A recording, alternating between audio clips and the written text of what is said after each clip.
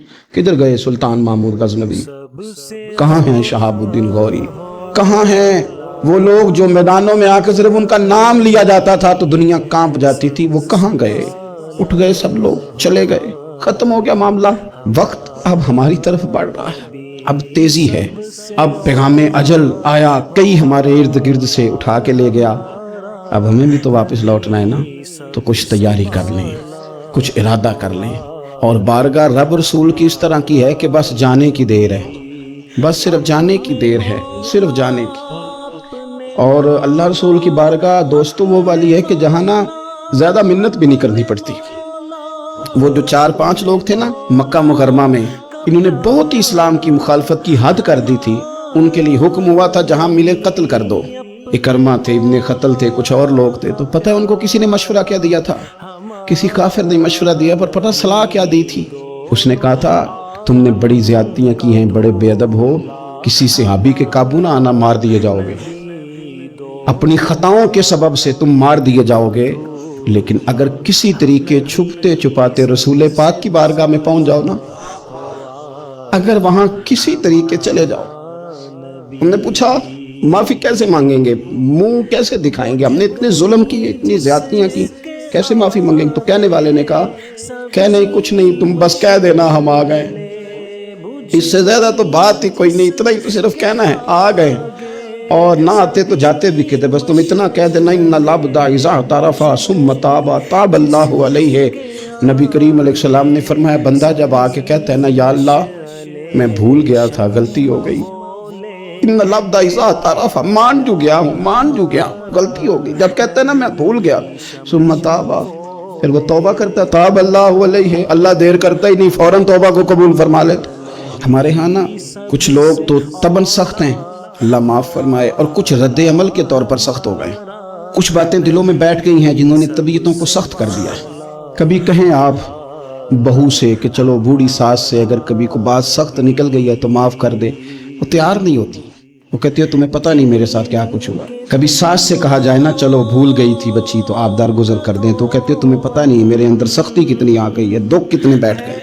हम ना तबीयतों में सख्ती कर बैठे, हमारे दिल धड़कते जरूर हैं लेकिन सिर्फ अपने बच्चों के लिए, हमारे सीनों में दर्द उठता जरूर है लेकिन सिर्फ अपनों के लिए। हमने ना 2, 4, 5, 6 बातें जमा करके उन पर पूरा जहन बना के सख्त हो गए हैं, तबीयतें सख्त हैं, दिल सख्त हैं।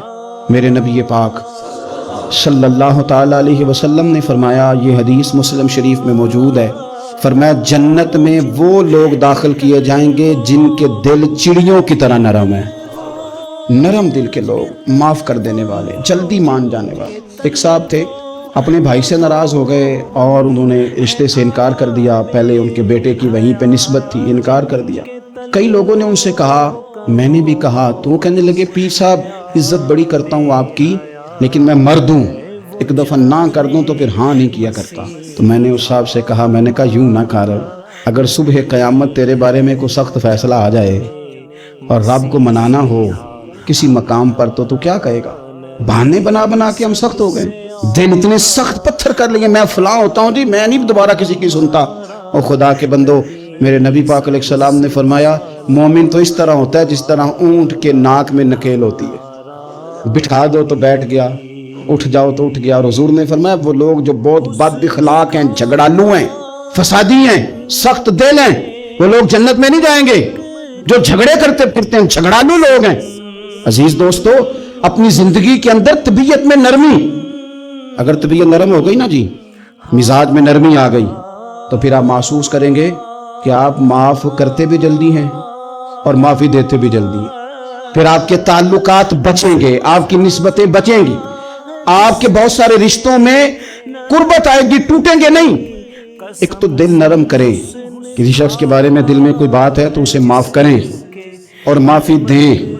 कुछ लोग बिल्कुल ठीक ठाक होते हैं, कोई नाराजगी नहीं होती, लेकिन आपने बच्ची की शादी का कार्ड दिया नहीं तो फौरन नाराज हो जाते हैं। और फिर आप समझा रहे हैं, कायल कर रहे हैं, वो तैयार ही नहीं है कायल होने को। सुनो और इस हदीस को याद रखना, नबी पाक सल्लल्लाहु ताला अलैहि वसल्लम ने फरमाया जिसके पास उसका भाई उज़र लाया, भाई माफी मांगने आया और फिर उसने माफ ना किया, اللہ کے حبیب فرماتے میرے حوض کوثر پہ نہ آئے، تو سخت ہو کے بیٹھ گیا ہے، تو کہتا ہے میرے سے پہلے سنے میں آپ کو بتاؤں اس نے میرے ساتھ کیا کیا، اور ٹھہر جا۔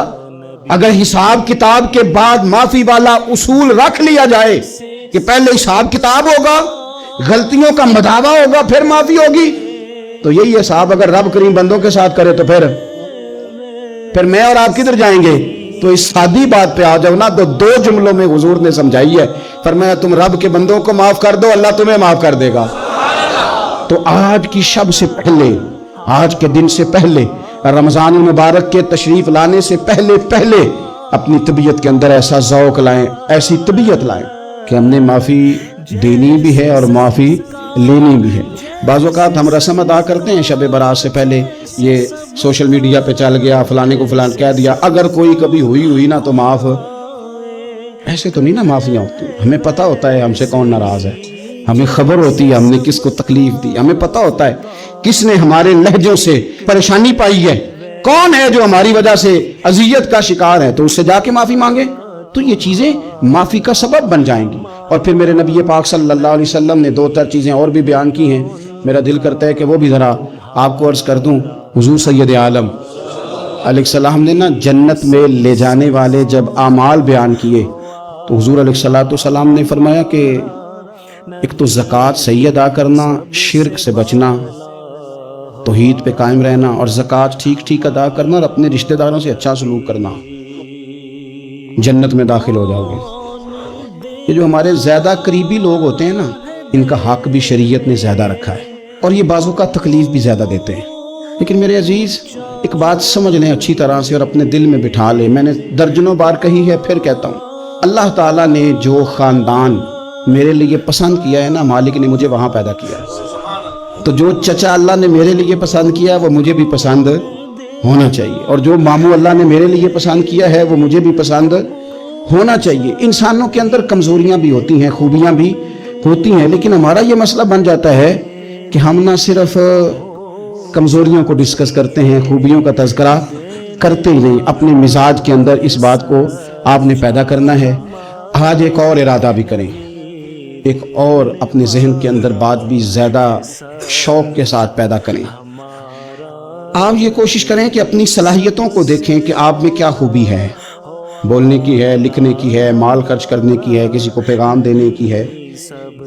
مسجد نبوی شریف میں ایک بی بی صرف جھاڑو خالی دیتی تھی، بیمار ہو گئی تو سرکار تیمارداری کرنے گئے، اور صحابہ نے حضور کو اطلاع دیے بغیر تدفین کر دی، جنازہ پڑھا دیا، تو حضور نے قبر پہ کھڑے ہو کے دوبارہ جنازہ پڑھایا۔ اپنے وجود کو بیکار نہیں رکھنا، اس سے کوئی کام نہیں۔